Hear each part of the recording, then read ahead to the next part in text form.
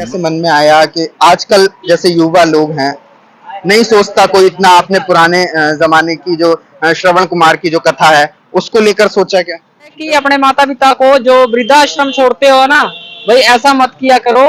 क्योंकि जिस जननी ने आपको जन्म दिया है ना, आप उसको उस समय छोड़ देते हो जिस समय उनको बहुत ज्यादा जरूरत होती है। दोनों अच्छा, भाई, कब निकले थे ये यात्रा के लिए? हम 18 फरवरी को निकले थे अपने घर से। 18 फरवरी, और अब जुलाई चल रही है। हाँ जी, हमें 5 महीने 13 दिन 14 दिन हो गए हैं चलते चलते।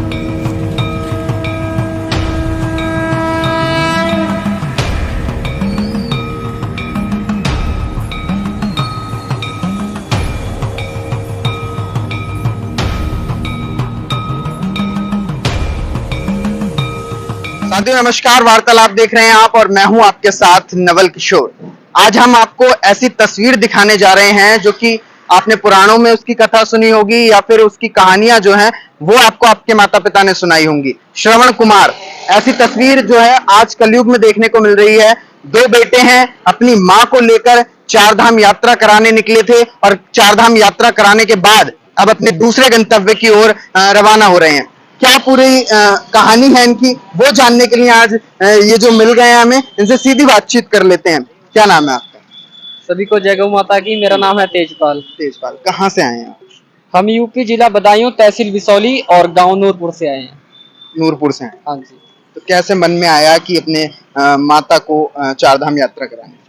देखिए, ये जो हमें प्रेरणा है वो हमें हरिद्वार से मिली है। हर प्रत्येक वर्ष हम कावड़ लेने के लिए आते हैं। अच्छा। और कावड़ियों को देखकर ही हम लगा कि हमें अपनी माता पिता को, माँ को यात्रा करवानी चाहिए, क्योंकि पिता नहीं है हमारे। अच्छा। और हमने सोच लिया और एक हमने भाई ने मिलके और मैंने मिलके एक प्लान किया कि एक बार जो हमारी प्राचीन प्रथा है, जैसे भगवान श्रवण कुमार ने यात्रा करवाई थी, उसी प्रकार हम भी एक यात्रा करवाएंगे अपनी माँ को। और हमने अपनी माँ से भी बात की बैठकर घर में, और हमारी माँ भी राजी हो गई और हम दोनों भाई भी राजी हो गए। और फिर हम निकल पड़े दोनों भाई। अच्छा, कब निकले थे ये यात्रा के लिए? हम 18 फरवरी को निकले थे अपने घर से। 18 फरवरी, और अब जुलाई चल रही है। हाँ जी, हमें 5 महीने 13 दिन 14 दिन हो गए हैं चलते चलते। अब आगे की क्या यात्रा है?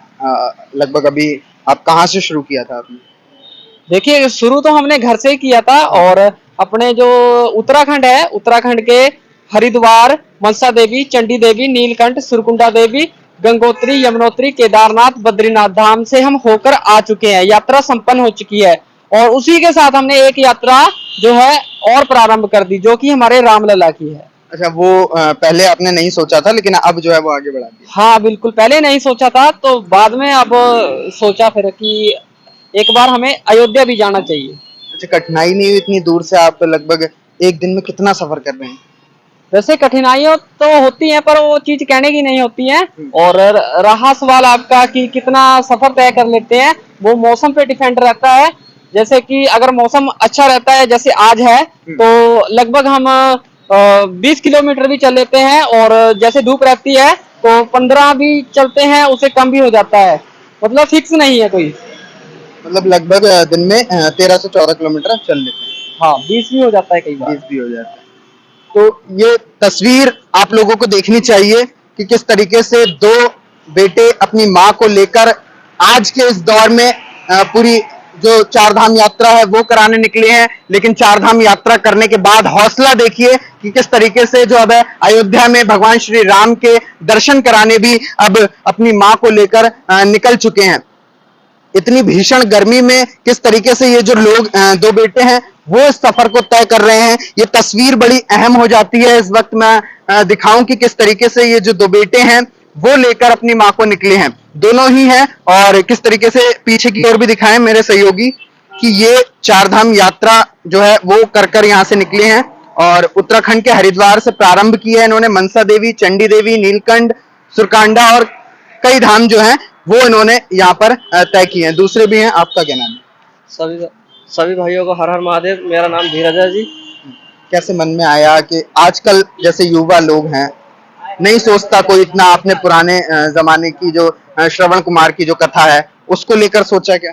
देखो हमने तो खाली हमने अपनी भारतीय संस्कृति को ऊपर लेके आए हम लोग। इस चीज के लिए जरूरी था, ये चीज हमारी जो चीजें किताबों में दबी रह गई थी वो चीज को ऊपर लाना जरूरी था। तो एक संदेश दे रहे हैं। एक ये हमारा ये संदेश ही समझ लो, नए युवा के लिए एक संदेश ही है ये हमारा। कितने पढ़े लिखे हैं? हम पढ़े लिखे ज्यादा नहीं, हम पढ़े लिखे तीसरी क्लास तक है, बाकी हमने खेती बाड़ी में अपना काम करते हैं हम लोग। बहुत अहम तस्वीर है। आप कितने पढ़े लिखे हैं? मैं 12वीं तक पढ़ा हुआ हूँ और आर्ट्स स्टूडेंट हूँ। अच्छा, आज के युवा जो है नहीं सोचता, कोई नहीं सोचता, लेकिन आप अपनी माँ को लेकर इतनी दूर पैदल यात्रा की है, और आज के युवाओं को क्या संदेश दे रहे हैं? वही संदेश है कि अपने माता पिता को जो वृद्धाश्रम छोड़ते हो ना, भाई ऐसा मत किया करो, क्योंकि जिस जननी ने आपको जन्म दिया है ना, आप उसको उस समय छोड़ देते हो जिस समय उनको बहुत ज्यादा जरूरत होती है। सोचो जब आप छोटे थे तो आपका मल मूत्र जितना भी था आपको मतलब कि साफ करके रखा और पढ़ाया लिखाया, उस काबिल बनाया कि आप अच्छे कोई अफसर बन सको, कहीं पर नौकरी लग सके, परंतु आप उस समय छोड़ देते हो, भाई बहुत ज्यादा गलत है।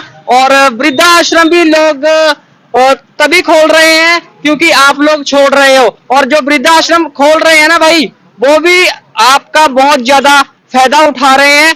चाहे वो सोशल मीडिया से फायदा उठाया जा रहा है, चाहे वैसे तो ना जो वृद्धाश्रम में होते हैं ना, वो सबसे ज्यादा अमीर बाप के माँ बाप होते हैं और वो उनको पैसे देते हैं, उसी से ये वृद्धाश्रम चल रहे हैं। तो भाई ऐसा मत किया करो कि अपने माँ बाप को उस समय आप वृद्धाश्रम में छोड़ दिया करो जब उनको बहुत ज्यादा जरूरत होती है। बहुत बड़ी बात कह दी आप।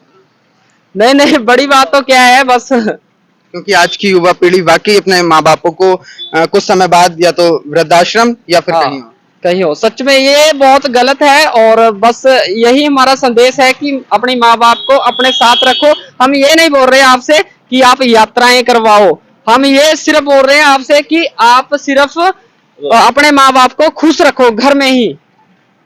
अच्छा, बीच में आप जगह जगह जा रहे हैं, कैसा सपोर्ट मिल रहा है लोगों का? देखिए बहुत ज्यादा सम्मानित किया जाता है। आज तो हमारे ये रुद्रपुर के एमएलए जी थे, वो भी हमारे से मिलने के लिए आए थे और बहुत ज्यादा सम्मानित किया हमारे को उन्होंने भी।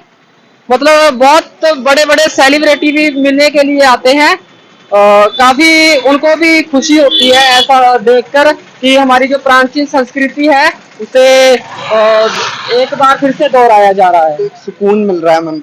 हाँ बिल्कुल मिलता है। कि पुष्प वर्षा भी की जा रही है। बिल्कुल, ये बात तो बहुत अहम तस्वीरें हैं। जगह जगह जब ये पहुंच रहे हैं तो स्वागत भी किया जा रहा है, फूल मालाएं पहनाई जा रही हैं, क्योंकि बहुत कड़ा निर्णय जो है वो आज की कलयुग के दौर में इन दो बेटों ने लिया है। अपनी माँ को लेकर जो पहुंचे हैं, चार धाम की यात्रा कराई है और भगवान श्री राम के जो दर्शन है वो अयोध्या के लिए अभी कराने के लिए निकल रहे हैं। माता जी हैं, उनसे भी बातचीत करेंगे, क्योंकि आज के दौर में इस तरीके से जो बेटे हैं वो वाकई। कैसा लग रहा है आपके बेटे जो हैं आपको चार धाम यात्रा कराने के लिए निकले हैं? हैं? बहुत अच्छा लग रहे हैं। आप अब चार धाम यात्रा करके अब आगे कहाँ जाएंगे? अयोध्या जाएंगे। अयोध्या जा रहे हैं। क्या मतलब जब आप चार धाम यात्रा पहुंचे तो भगवान से क्या मांगा अपने बच्चों को? अपने बच्चों को तरक्की दे, खूब अच्छे काम करे, अच्छी तरक्की से हो। क्योंकि आज के इस युग में कौन चाहता है कि अपने माँ बाप को इस तरीके से लेकर जाए?